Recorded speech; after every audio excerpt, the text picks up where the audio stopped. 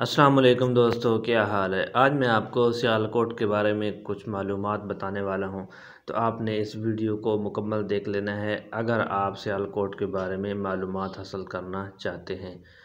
سیالکوٹ شہر کی بنیاد 4000 سال قبل راجہ سل نے رکھی تھی اور شہر کے وسط میں دوہری فصیل والا قلعہ دفاعی نقطہ نظر سے تعمیر کروایا اور اس کا نام اپنے نام پر سل کوٹ رکھ دیا۔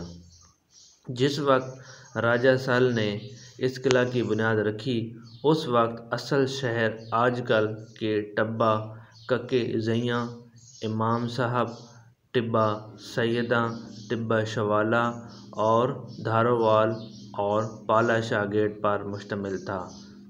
سیالکوٹ شہر کا ذکر یونانی تاریخ میں بھی مل جاتا ہے۔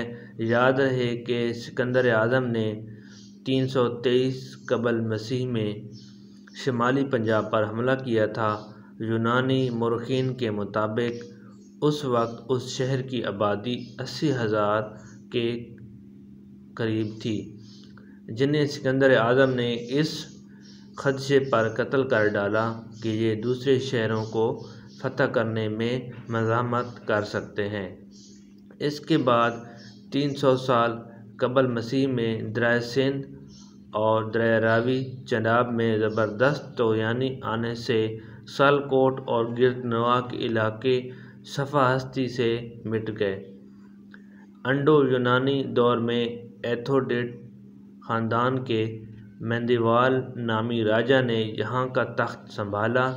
مہندر نے قدیم شہر کو دوبارہ تعمیر کروایا۔ اس نے 160 قبل مسیح سے 135 قبل مسیح تک یہاں حکومت کی۔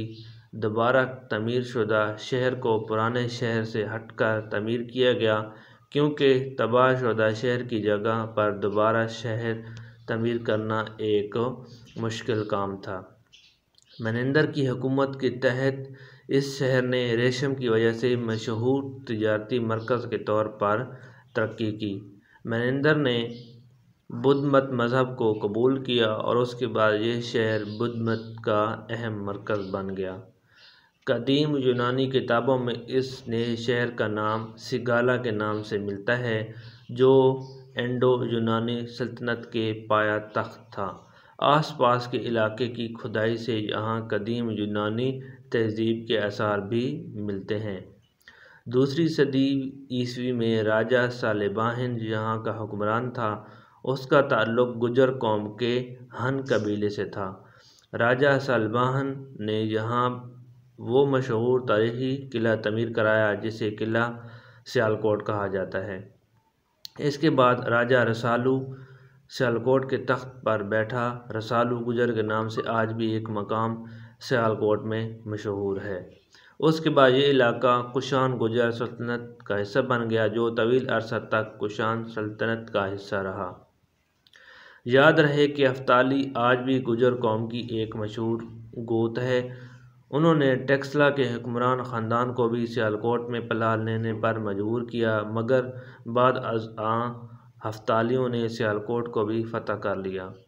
515 عیسوی میں سیالکوٹ ہفتالی حکمران تو دارالامان حکومت بن گیا۔ تو امان ہن کا گجر تاریخ میں بڑا نام ہے۔ تو امان کے بیٹے مہر گل ہون کے دور میں ہنوں کی سلطنت اپنے عروج پر پہنچ گئی تھی۔ 640 میں جموں کے راجہ نے اس شہر پر حملہ کیا اور اس کے خاندان نے یہاں محمود غزنوی کی آمد تک یہاں حکومت کی۔ جموں و کشمیر سے تعلق رکھنے والے سنسکرت کے مشہور مورخ اور تاریخ دان پنڈت کلہن نے راج ترنگنی کے نام سے تاریخ مرتب کی اور اس میں کابل اور شمالی پنجاب کے راجہ جےپال گھٹانا کے خاندان کو گجر لکھا۔ تقریباً 1000 عیسوی کے قریب سیالکوٹ کی اہمیت کم ہونے لگی کیونکہ غزنویوں نے حکمرانوں کو لاہور کو اپنا مرکز بنا لیا تھا، لیکن 12ویں صدی کے شروع میں غزنوی سلطنت کے زوال کے بعد کابل شاہی سلطنت کو دارالحکومت لاہور سے سیالکوٹ منتقل کر دیا تھا۔ اس کے بعد جو ہے جو اس کی تحصیلیں ہیں، 4 تحصیلوں پر سیالکوٹ مشتمل ہے: تحصیل سیالکوٹ، تحصیل ڈسکہ، تحصیل پسرور اور تحصیل سمبڑیال۔